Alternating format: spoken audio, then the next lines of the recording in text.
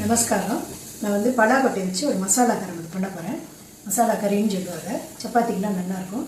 அதை பண்ணி காமிக்கிறேன். அதுக்கு சாமான் என்னங்கிறது காமிக்கிறேன். பலாக்கொட்டை, தக்காளி, கொஞ்சம் இஞ்சி, பச்சை மிளகாய், கொத்தமல்லி, தேங்காய், வெங்காயம், கடுகு தாளிக்கிறதுக்கு கடுகும், எண்ணெய், மஞ்சப்பொடி, உப்பு. இந்த சாமான் தான் எனக்கு வேணுமானது. பலாக்கொட்டை மசாலாவுக்கு பலாக்கொட்டையை இந்த மாதிரி கல்லில் போய் தட்டினீங்களா இந்த மாதிரி தோல்லாம் வந்துடும்.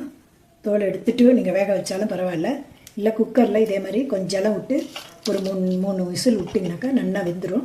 அதுக்கப்புறம் இந்த தோலை எடுத்திங்கன்னா தோல் பிரிஞ்சு இது மாதிரி வரும். அதுக்கப்புறம் அரைக்கிறது காமிக்கிறேன். பலாக்கொட்டை குக்கரில் வேக வச்சுட்டுருக்கேன். வெந்ததுக்கப்புறம் தோல் உரித்து காமிக்கிறேன்.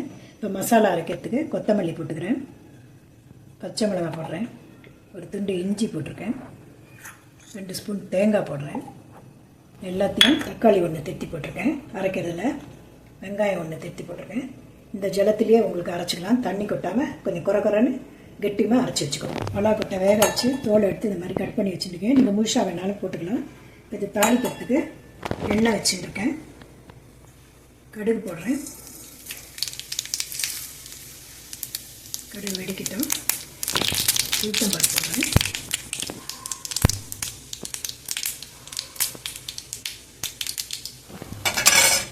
கருவேப்பிலை போட்டு வெங்காயம் பொடியை நறுக்கி வச்சுருக்கேன். போட்டுக்கிறேன்.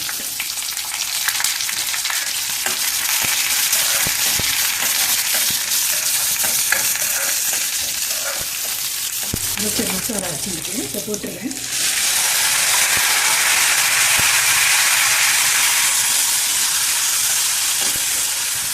மஞ்சள் பொடி போடுறேன்.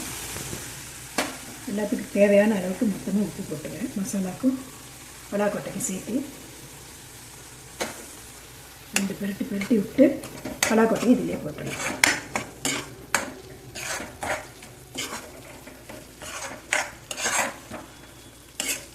மசாலாவில் எண்ணெய் பிரிஞ்சு வந்துட்டு 5 நிமிஷம் வளர்க்கணும். பலாக்கொட்டையை போட்டுருவேன்.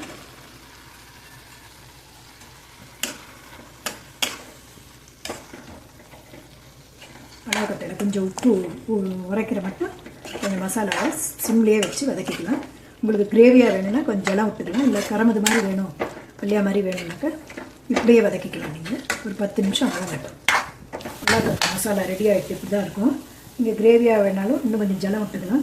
நான் பள்ளியா மாதிரி பண்ணுறதுனால இந்த மாதிரி வச்சுருக்கேன். இதை வந்து நீங்கள் சப்பாத்திக்கும் தொட்டுக்கலாம், சாத்துக்கும் போட்டு பிசைஞ்சு சாப்பிடலாம். நீங்கள் வந்து இப்படி தான் இருக்கும். நீங்கள் பார்த்துட்டு ஏதாவது வேணும்னா கேளுங்க. அடுத்த வீடியோவில் பார்க்கலாம்.